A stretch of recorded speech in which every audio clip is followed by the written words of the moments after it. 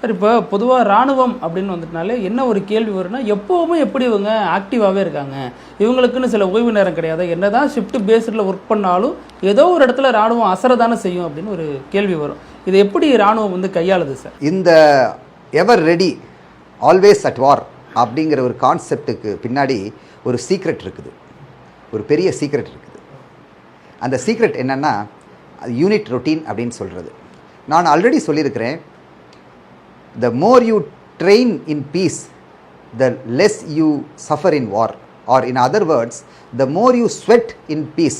அதாவது சாதாரண நேரங்களில் மிக மிக அதிகமாக தன்னுடைய வியர்வை சிந்தி உழைத்து ட்ரெயின் ஆகிட்டோம்னா the less you bleed in war. War டயத்தில், அதாவது போர் காலங்களில் நம்ம வந்து கம்மியான அளவு நம்ம இரத்த சேதம் ஏற்படும், நம்ம உயிர் சேதம் ஏற்படுங்கிறது இராணுவத்தினுடைய கோட்பாடுன்னு சொல்லியிருக்கிறேன். அதனுடைய ஃபர்தரன்ஸ் ஆஃப் தட், அந்த கோட்பாடுக்கு தகுந்த மாதிரி இராணுவத்தில் வந்து பிரிட்டிஷ் டயத்திலிருந்தே ஒரு யூனிட் ரொட்டீன் அப்படின்னு ஒன்று. யூனிட் ரொட்டீன்னா நம்ம என்ன செய்யணும், எப்போ செய்யணும், எப்படி செய்யணுங்கிறத வந்து ஒரு வரையறுக்கப்பட்ட ஒரு ஷெடியூல். அதான் இது வந்து டெய்லி ரொட்டீன் இருக்குது, அதுக்கப்புறம் வீக்லி ரொட்டீன் இருக்குது, மந்த்லி ரொட்டீன் இருக்குது, ஆனுவல் ரொட்டீன் இருக்குது. இது 4 விதமான ரொட்டீன் இருக்குது. ஃபஸ்ட்டு நம்ம வந்து டெய்லி ரொட்டீனை பற்றி பார்ப்போம்.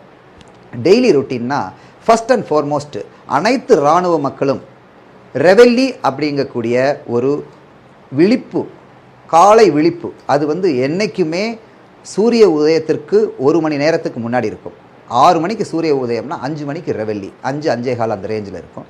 ரெவெல்லி டயத்துலையும் அவங்க என்ன செய்வாங்க, சுச்சுவேஷன் பர்மிட்டிங் என்ன செய்வாங்க, ரெவெல்லி டயத்தில் சில பாடல்களை பாடி, பேண்டில் சில பாடல்களையும் சில டியூன்ஸை பாடி எழுப்புவாங்க. அது என்ன மாதிரி பாடல் சார்? சினிமா பாடலா அல்லது ராணுவத்துக்கு ஏற்ற மாதிரி? அது வந்து மார்ஷல் மியூசிக்னு சொல்கிறது.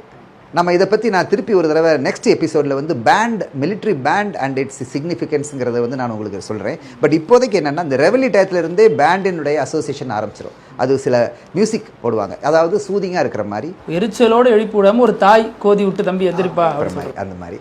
ஸோ ரெவெல்லி, இந்த ரெவெல்லிக்கு அப்புறம் அந்த மிலிட்ரி பீப்புள் என்ன செய்வாங்க, அவங்களுக்கு அந்த டேக்கு தேவையான விஷயங்கள்லாம் ரெடி பண்ணி தன்னை தானே தயார் பண்ணிக்கிட்டு ஃபிசிக்கல் ட்ரைனிங்னு ஒன்று இருக்குது. அதாவது உடலில் வந்து நல்ல வலுவாக கட்டமைக்கிறதுக்கு சில ட்ரைனிங், அந்த ட்ரைனிங் பிடின்னு சொல்கிறது.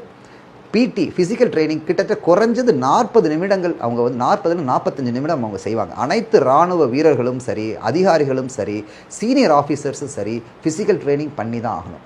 இது daily activity. Sunday to Sunday மட்டும் விட்டுட்டு மண்டேலேருந்து சாட்டர்டே வரலும் ஃபிசிக்கல் ட்ரைனிங் கட்டாயம் இருக்கும். இது வந்து first event of the unit routine.